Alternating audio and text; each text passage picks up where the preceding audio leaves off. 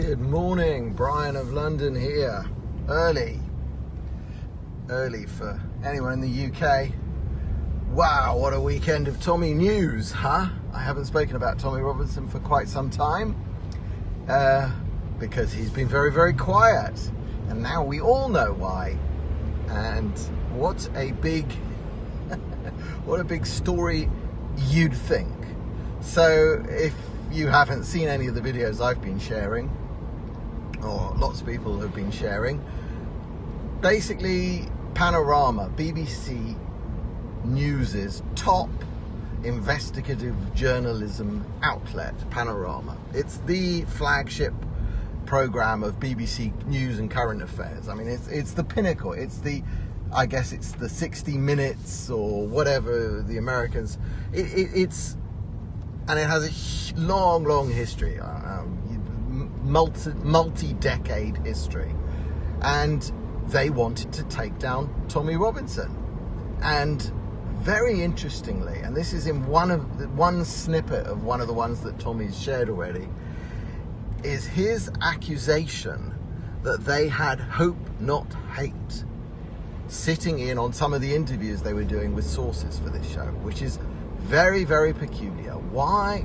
Hope Not Hate, for those of you who don't know, Hope Not Hate is a time, I guess you'd call it an NGO, a non-governmental organisation, and at times it has had government funding. It has also taken money from George Soros's Open Society.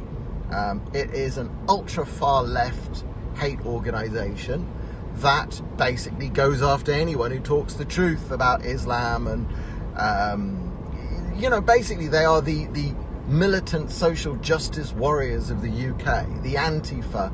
I mean, back in the day when the EDL were marching, it would always be Hope Not Hate organising the counter demonstrations, and then it would be the police putting the Hope Not Hate people near to the EDL so that bottles and bricks could be thrown and basically a fight could start out. Because what they were always looking for in the EDL days was a headline that said, "and violence broke out."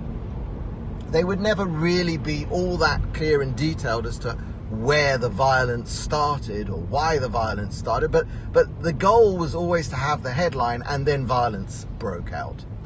And it's clear that Panorama and John Sweeney and his crew, the entire lot of them, they set out not to discover who Tommy Robinson is, because you can do that very well by listening to, many hours of his speeches on YouTube. They don't want to know who, or reading his book. They don't want to know who Tommy Robinson is. They wanted to get him. They wanted to fix him. They wanted to destroy his reputation. So, though in their minds, and this is the interesting part, is they already think he's destroyed. They already think, this is the elites, the media elites, the government, the people who run Britain. They already think Tommy Robinson is worthless. They already think he's destroyed. They already think that anybody who doesn't believe that Tommy Robinson is a Nazi or a racist or all the other nonsense that's thrown at him, they already think that anybody who doesn't think like them, like the elites, is worthless anyway. But still, they need to make another drama, another so-called documentary to keep hammering home, because everything else they're doing doesn't seem to be working. Tommy's popularity seems to grow and grow. He's now passed 1 million likes on Facebook. Facebook pages have got two different metrics. There's followers, who are sort of secret, and likes. Usually they're similar, but now his likes have even passed 1 million. He's been past 1 million followers for quite some time. And this is in the year when he was supposed to have gone to prison for the whole year, but that backfired because the charges were false and illegal. So they'll throw Panorama, and they'll have Hope Not Hate, who've been attacking Tommy for a decade, sitting in on the production meetings, will they? And they'll try and find some disgruntled ex-employees or something like that, and they'll go after everyone. And they'll use all of the nasty, vicious, borderline illegal tactics that they know how to use. And they really do know how to use these. And I I don't think how the media actually works in Britain has been revealed all that much. So what's coming from Tommy now is going to be shocking to them. The video that he put out late last night, which was him showing the undercover footage they have of this reporter, so-called journalist, just cussing out the working classes, calling them cannibals and Amazonians. What on earth? And from people from outer space. This is how they regard the working classes of Britain. And Labour, UK Labour, is now completely captured by a ultra far left, middle to upper middle class socialists and communists, actually. I mean, socialism is too light, you know, like this Ocasio-Cortez's document in America with her Green Deal. It's not a socialist document, it's communism. It's total, flat out, the state will take over and run everything. Corbyn is exactly the same. He wants the state to take over and run everything and just hand out other people's money because there are apparently enough billionaires to pay for it. Those are the people running the media. That's who's in charge of the Washington Post, the Guardian, the Independent. But the bit I wanted to actually talk about now, in the past, every time Tommy makes a video and puts it on YouTube, it gets coverage. Usually it gets big coverage in the British daily papers and the Sunday papers. Go on Google News right now, type in Tommy Robinson, and you won't find anything newer than about 3 or 4 weeks. You won't. There's nothing. There is total media silence. When you search for Panorama or Tommy Robinson on Twitter, you see almost no blue check marks. In fact, I think the only 2 blue check marks tweeting about it that rise to the top of the searches that I did were Gerard Batten and Neil Hamilton, both from UKIP. So there is an absolute concerted media blackout on what Tommy is doing to Panorama. It's you can learn so much from what they're not telling you, because that's where the media, that's the power they think they still have. It's not even so much in how they twist a story, it's which stories they do not want you to know. And what that means for any of you watching my videos, you know, because I'm underground and small and whatever, is to share the living daylights out of anything Tommy's putting out. Share this video. Share anything that is bypassing what the mainstream media obviously do not want you to see. There is no way that this expose, that the undercover footage that Tommy's got and is going to release, isn't just about the biggest media story that Britain's had for years, because they are finding out, you are going to find out what goes on in the background. And believe me, Tommy is not the only target. Everyone you've been led to believe is evil or deserves your hatred or deserves to be thrown in prison, you're going to have to think very, very carefully before you trust the mainstream sources on this. I'm not saying that everybody in Britain's a saint that the press have attacked, but I'm just telling you, you can't trust them. You can't trust any of them. Not the Daily Mail, the Sun, the Guardian, none of them. The BBC especially. You can't trust them. You're going to have to find better sources. Find sources close to the stories that you're interested in. Find people who are obviously more interested and closer, because journalism, what used to be journalism 30, 40 years ago, if it even existed back then, I just don't really know. It's dead today. It's dead today. What Panorama were trying to do to Tommy was not to tell you an accurate portrayal of who he is and why he does what he does. No. If they came to him with no agenda, if they had no agenda and they went to Tommy and they did an interview with him, you'd get the truth. In fact, if you want to see what drives Tommy, go watch his speeches. Go watch the Oxford Union speech. Go watch the banned speech that he did shortly after that explains why he couldn't say certain things at the Oxford Union because of government persecution.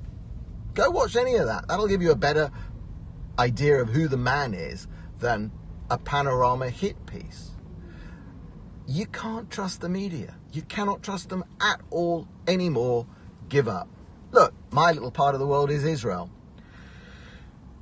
We had an absolutely horrific murder of a young girl just before the weekend. The details are embargoed. The details are all out there. I don't want to repeat them because I operate under the embargo of the Israeli media, because I know why. Because a very, very good friend of mine a few years ago, 8 years ago, she was attacked in a forest. Her name is Kay Wilson. She was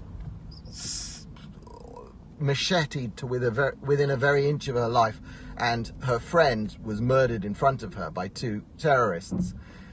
Now, it turns out those 2 terrorists were caught within 3 days, but there was also a media blackout imposed in her case, and that media blackout helped catch the terrorists quickly. There's no doubt about it. So, I mean, I know the inside details from the security services. So when they tell me that there's a media blackout on details related to a case that happened this weekend, I'm absolutely fine with that. Our security services hopefully will catch the people. Unfortunately, we don't have the death penalty in this country. But all I'm saying to you is, you haven't heard this in the UK. You haven't heard about a brutal murder of a young girl, really, because, you know, it's another Jew being killed. Doesn't matter to you. Your media is obsessed with the Palestinians. Everything that happens with them, you'll hear about. These are the same people that are going after Tommy Robinson. These are the same people that think the white working class in Britain and the working class who are not white, all the working class, are Amazonians and cannibals and not fit to be mixed with. That's who is deciding for you what you should think and do. And they've decided that you should hate Israel and call us terrible names just for existing on our land.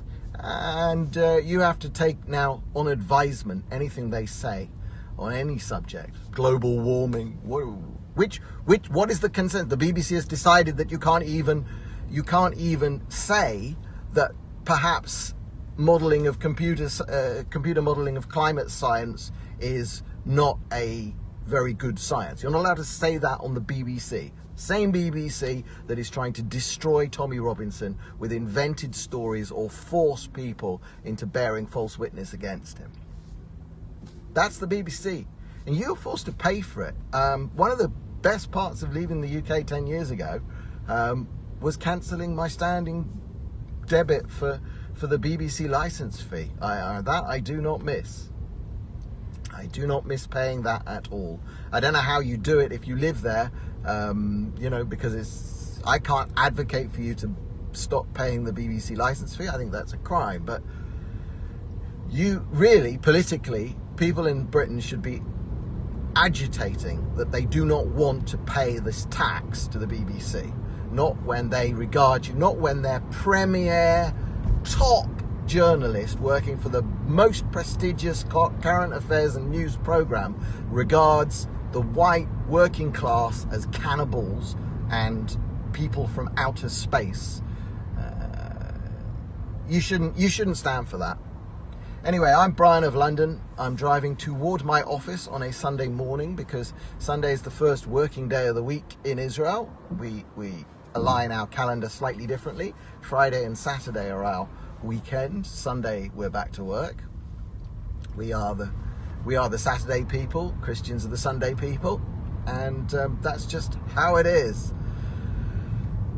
Anyway, I am greatly looking forward to whatever else is coming in the big reveal from Tommy Robinson. I think he's got a lot more footage. I mean, the sting operation that he revealed yesterday, showing that video of him with the BBC crew sitting around whilst he showed them the undercover footage. And this was all when they were coming to do a gotcha interview on him.